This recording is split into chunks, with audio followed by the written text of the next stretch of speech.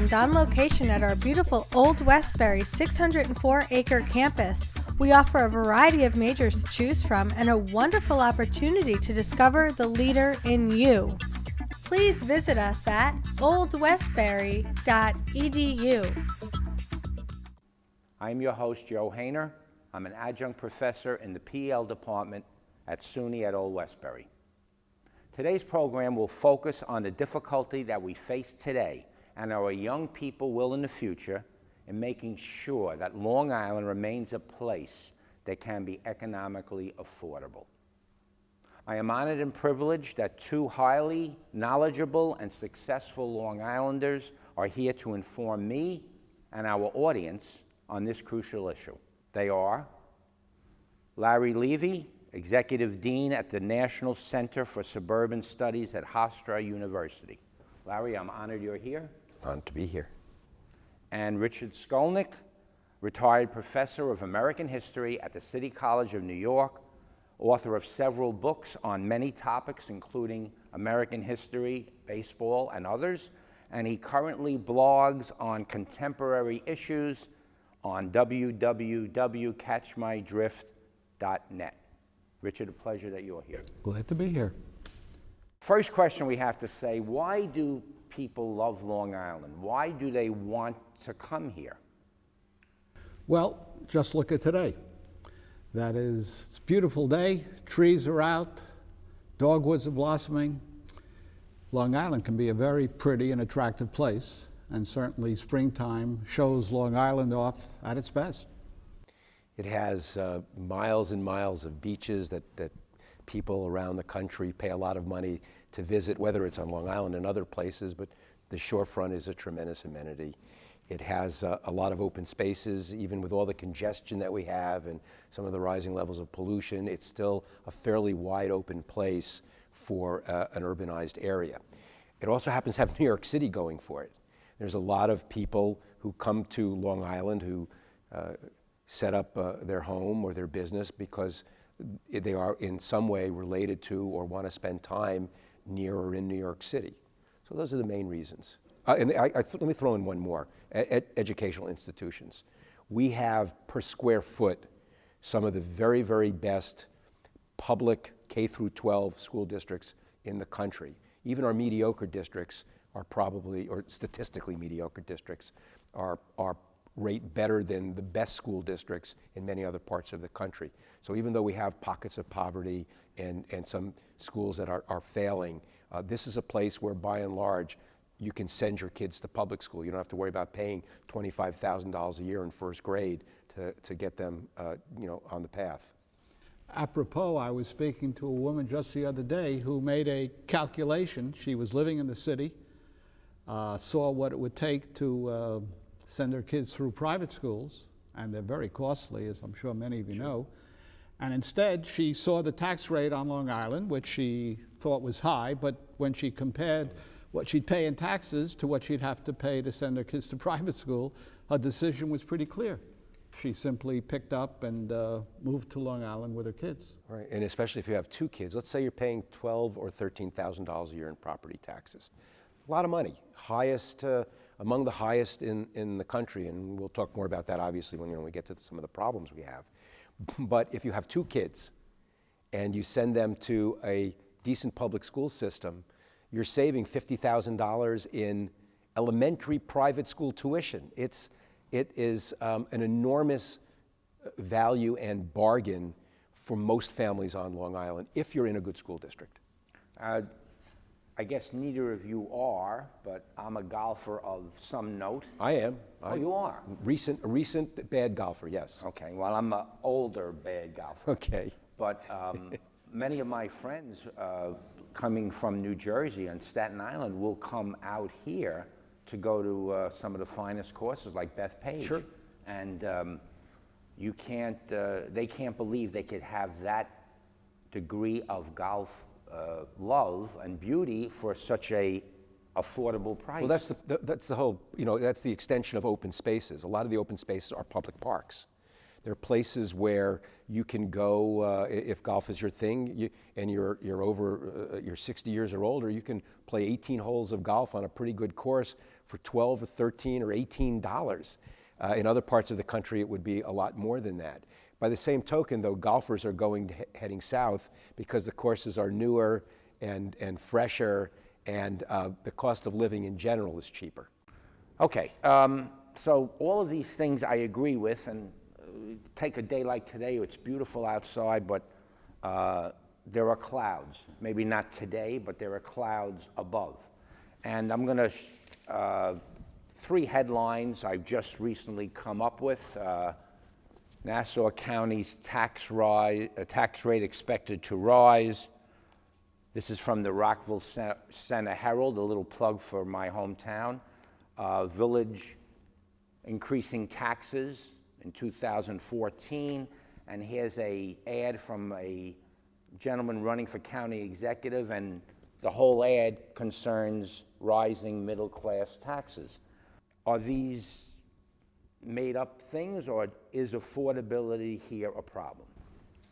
Well, we've got a situation in general across the United States where the middle class is being squeezed, and we happen to have a sizable middle class on Long Island. They're being squeezed because of taxes, because of unemployment, because of having to pay for college tuition for their kids. Energy costs. Energy costs, transportation costs. So the middle class is being hurt rather notably in a variety of areas. They've barely been able to maintain their standard of living. So the Long Island problem is in part unique to itself, but it's also a reflection of larger forces that are operating across the country. Right. And higher taxes on Long Island are reflective of the broader problem of a lack of affordable housing in general. Just expand on that a little bit. Well, housing prices have dropped. The value of houses have dropped in the last 4 to 6 years, partly due to the recession, partly due to the housing bubble bursting. But they're still, relative to the rest of the country, high. So if you're a business owner and you want to recruit somebody to live here, you have to pay a lot more money to get that person to come, because the 4-bedroom home in a upper middle class Long Island community that might cost you $600,000, you could buy down in South Carolina for $200,000. So property taxes are high, but it's the overall cost of housing that's the real problem. The lack of affordable housing is making it very difficult for young people to live here and start the kind of lives they want. You can live in your parents' basement if you want. You can live 4 or 5 people to a home if you're allowed to rent it. But it makes it very difficult for young people to get started, which is the opposite of what helped Long Island get going, which was the availability of cheap homes financed by the federal government through the GI Bill and other programs that enabled families to come out and start their lives and start their careers and get their kids started up the educational ladder. Excuse me, Richard. I just want you, I was going to ask you this anyway. Both of you are here longer than I am. What was, years ago, 20 years ago, 30 years ago, why was it different, or was it the stranglehold of taxes then? I mean, were the taxes less then? Were the property cost of housing less? What is it the last, say, 10, 15 years that made it so difficult for the middle class family to succeed? Yeah, there was, whether correctly or not, a so-called golden age for Nassau County, probably in the 1950s, where the allure of the home ownership, the allure of a backyard, good schools, helped by the GI Bill, by the notion of a family, one-wage earner, woman stayed home, the husband commuted. It was a time that, for example, in the 50s, the population of Nassau County increased by 73%. Suffolk almost as rapidly. So there were good times. I don't know. I'm the second generation Long Island. I have a father-in-law who's going to be 96. He came out to Long Island in the 1940s, And we would talk about his experiences, and it was like a pioneer experience. It was novel, it was unique, leaving the city, the so-called crime and the grime was something he looked forward to, owning his own property. So there was a whole cluster of positive factors. He never mentioned taxes, actually. He obviously took them in stride. Larry is probably better equipped to explain why they have increased, if they have increased. I mean, taxes is an emotional word. Whether they've increased notably beyond what they had in the past, I'm not even sure, but it's been so focused upon that we tend to give it more weight than it may actually have. The biggest reason that taxes have become the problem that they are, other than politics, the politics of running on the issue, is that we stopped growing. It used to be in the days when our parents moved out here, the burden of paying for the increasing cost of services was borne by more and more and more people. If there were 50,000 people living in your town, 50,000 people paying taxes, when the cost of services went up, there was another 25,000 coming in the next year, and another 25,000. So while the amount of taxes being paid in total was rising dramatically, the amount that each person had to pay was fairly stable because more and more people were coming in, more and more businesses were coming in to pay the taxes. Now we've stopped. Now all the increases are borne by people who are there, and there are no more people coming in. There are actually fewer people living here now because there are fewer people living in the homes, so fewer people to pay sales taxes per capita. So the idea that we are an island, we've run out of land, specifically if you're talking about Nassau County, and yet the cost of services have gone up. It's a different discussion about why the cost of services have gone up. Some of it is the power of some of the public employee unions are great at negotiating contracts. Some of it is the demand of an aging population that wants more police protection. Parents that want better schools so their kids can get into competitive colleges. There have been and people who want golf courses and little league fields. So we are spending more and more, but have less and less new money coming in to pay for it. As a result, individuals are bearing the burden. I get things in the mail all the time. I did not raise your taxes. Then another official, I did not raise your taxes, I did not raise your taxes. None of them raised it, but I look at the tax bill at the end of the year and it is raised. Who is raising it? Well, primarily the schools.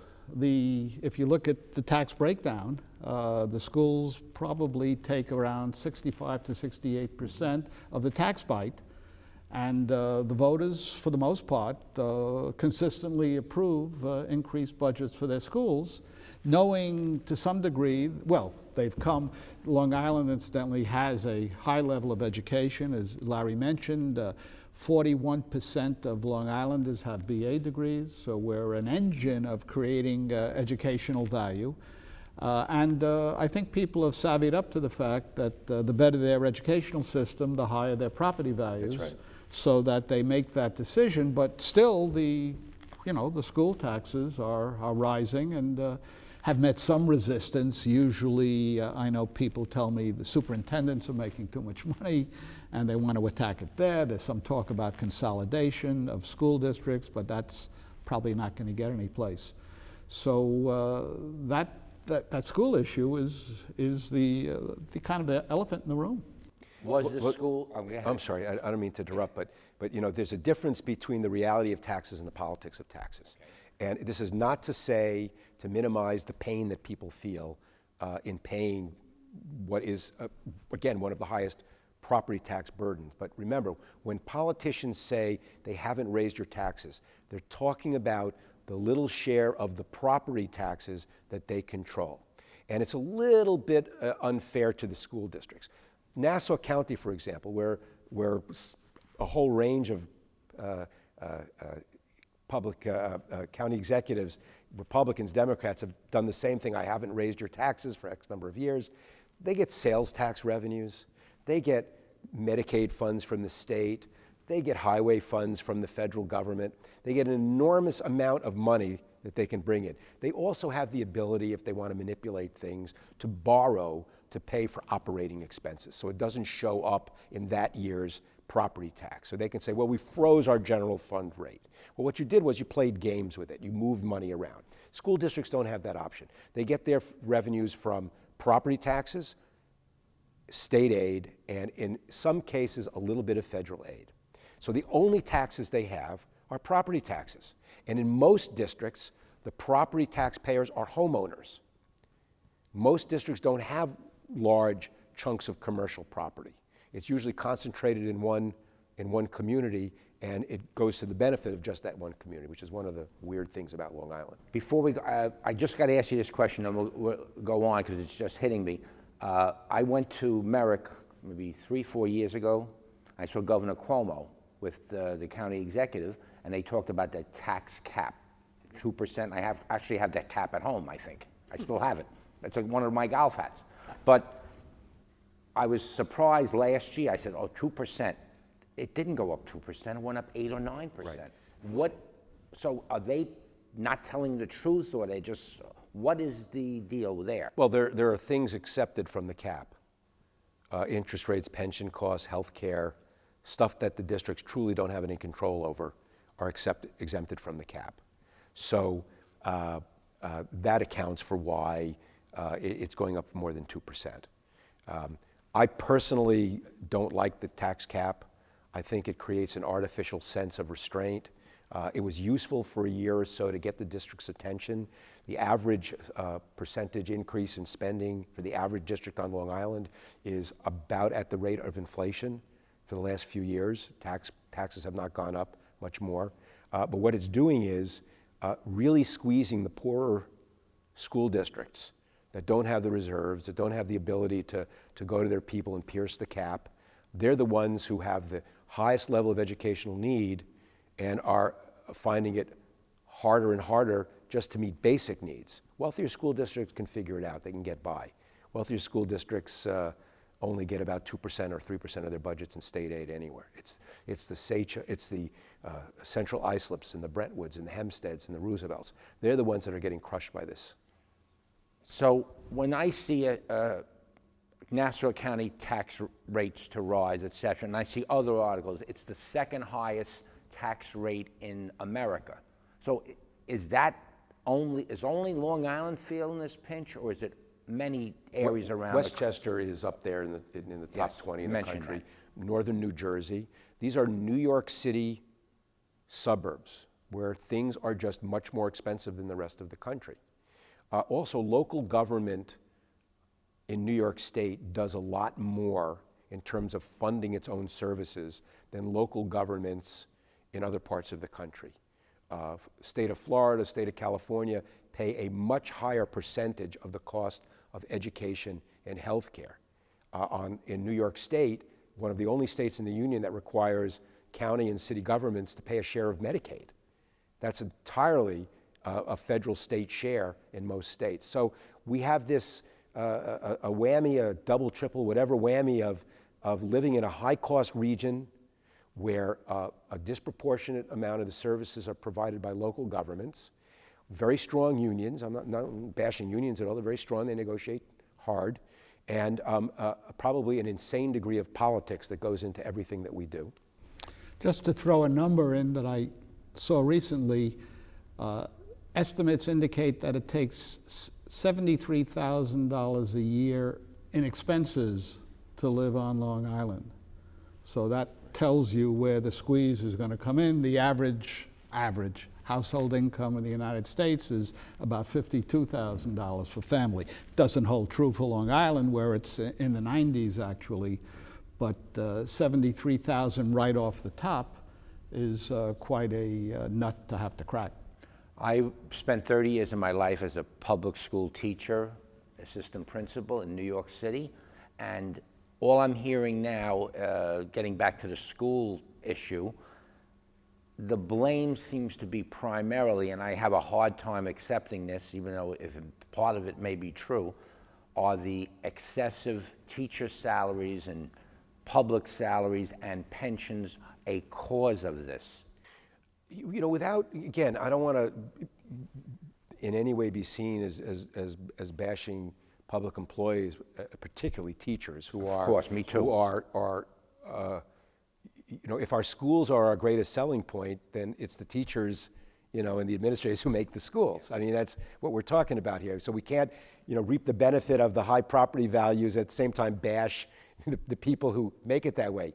That said, the salaries being earned by teachers, especially teachers who've been in place for a long time, are so far and away above the rest of the country that it is something that you have to take note of. Beyond the salaries, which allow people to be teachers and not flee the profession to feed their families, the pension and the health care benefits that they get are beyond anything in the public and private sector. And these keep growing and growing and growing as more and more teachers begin to retire. So we need to get our hands around this whole healthcare pension cost bubble. Lately, school districts, school boards have been able to negotiate tougher contracts.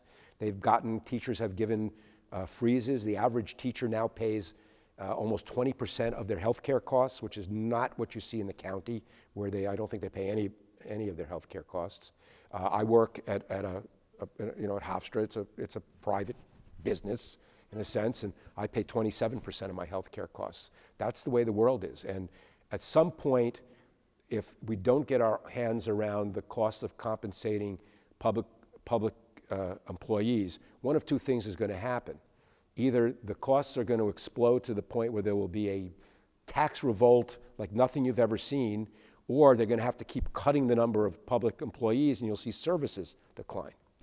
I've always said when I discuss this issue that we're sort of in a funk as a nation right now. We've barely come out of the Great Recession of 2008, and people are kind of in a dour mood. And when things are not good, when the future does not seem all that bright, people tend to focus and fasten on taxes or teacher salaries or pensions. Scapegoats, yeah. Yeah. In other words, we're not in a good mood. And my hope is that once we pull out of this, if we do, the rest of the world hasn't, so I'm not sure. But if we do, I think a lot of these issues will kind of retreat to the background, because in good times, revenues will be up, sales taxes will be up, home prices will be up. The tax burden as a percentage of the value of homes will be lower. When housing prices are down, you look at your tax bill, it's a higher percentage of value. If your home is worth twice as much, then the percentage of your taxes is really half relative to what you own.